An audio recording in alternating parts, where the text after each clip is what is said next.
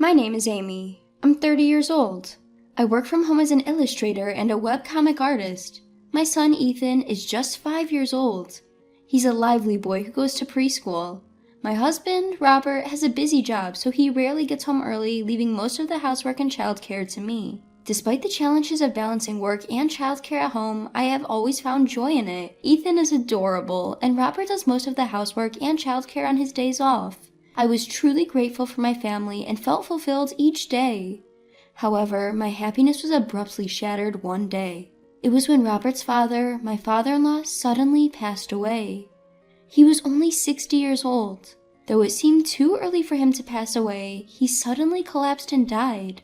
Robert, who lost his father without any warning, was deeply depressed, and it was heartbreaking to see my mother-in-law sobbing at the funeral. During Robert's bereavement leave, my mother-in-law stayed with us. I accepted it, thinking she must be lonely, but I was wrong. After his bereavement leave, Robert went back to his regular work routine. My mother-in-law, who had not liked me since we got married, had always treated me differently, even to the point of excluding me when serving coffee or making fun of the fact that I was raised by a single parent when Robert wasn't around. I thought once Robert started working again, she would return to her own home, but she didn't. She continued to stay in our home, bringing in her belongings in large suitcases a few days later. "Are you planning to live here, mother-in-law?" "What a cold-hearted daughter-in-law you are. I'm lonely because my husband suddenly died. You're suggesting that I live alone at home? That's ridiculous." I had asked her if she planned to stay with us, but I was shocked by her arrogant attitude and couldn't say anything in return. It's true that my mother-in-law is feeling lonely, and she is Robert's important mother, so I couldn't kick her out. And she kept bringing more and more of her belongings, eventually establishing her own nest in our living room. I work from home, so I ended up spending more time with my unemployed mother-in-law than anyone else in the family. Those days were nothing but torture. "You're always at home doodling away. Robert is out there working hard. I feel sorry for Ethan. He has been put in daycare from such a young age just for your hobby. When I was young, I took care of Robert while doing housework." My mother-in-law, who had never worked after getting married at a young age, had always been against the idea of daycare. She regarded my work as a mere hobby and started making a fuss about how pitiful Ethan was for being put in daycare. In addition, after my mother-in-law started living with us, my household chores increased significantly. Because my mother-in-law would say things like, "You won't even serve lunch to your hungry mother-in-law. What a mean daughter-in-law you are." I had to start preparing lunch as well. Despite never doing any cleaning herself, she constantly complained, "If we live in such a dirty environment, both Robert and Ethan will get sick." She kept nagging me to clean every nook and cranny while I was working, which took up more of my time. No matter how much housework piles up, work deadlines do not wait. If I'm working late into the night, my mother-in-law would say, "Poor Ethan, he doesn't even have his mom to play with him," while she simply watches TV. I've often thought about discussing the issues with Robert, but in his presence, my mother-in-law puts on a gentle facade. Besides, Robert is currently immersed in a significant work project.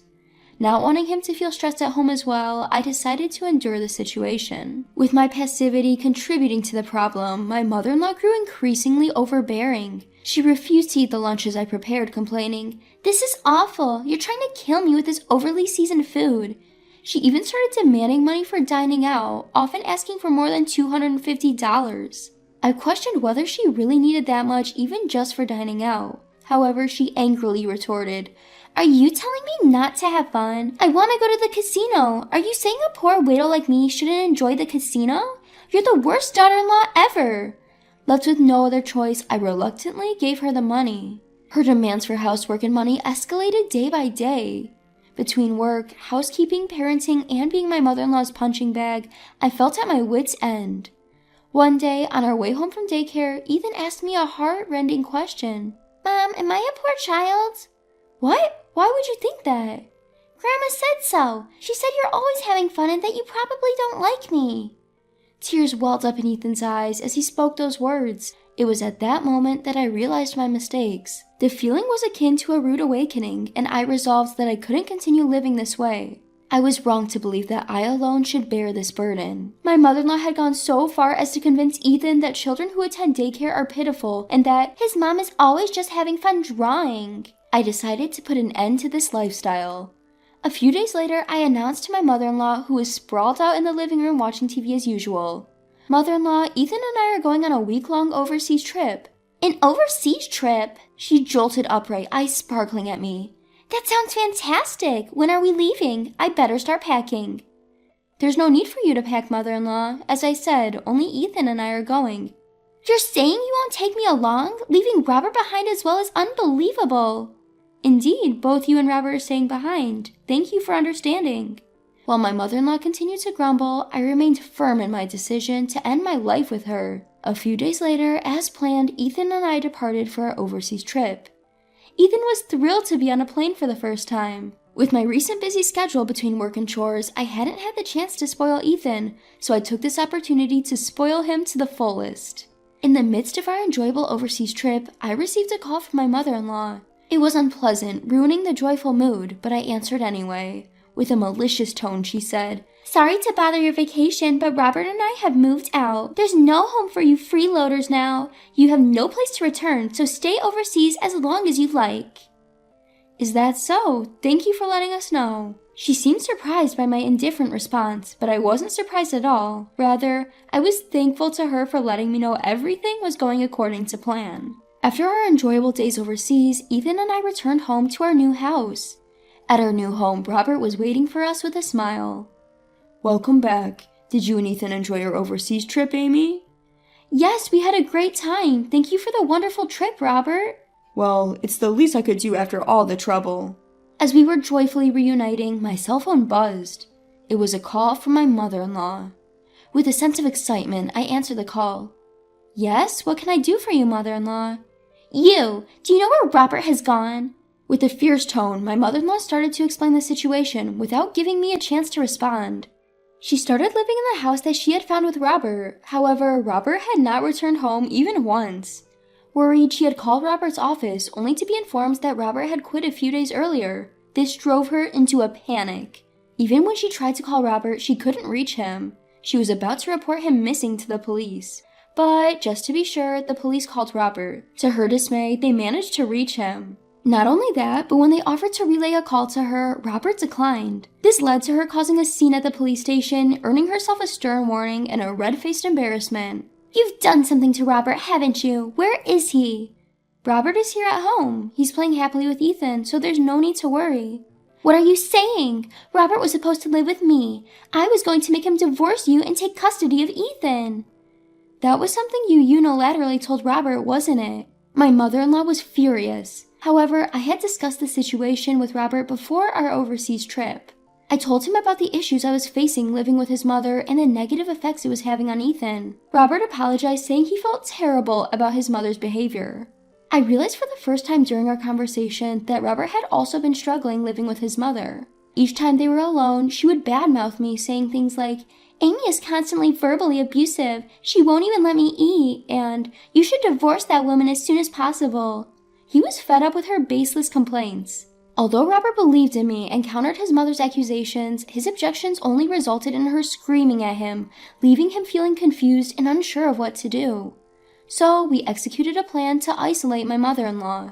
The plan was Robert's idea. He gifted Ethan and me the overseas trip and even rented a new house for us. When we returned from the trip, our things would be waiting in our new home.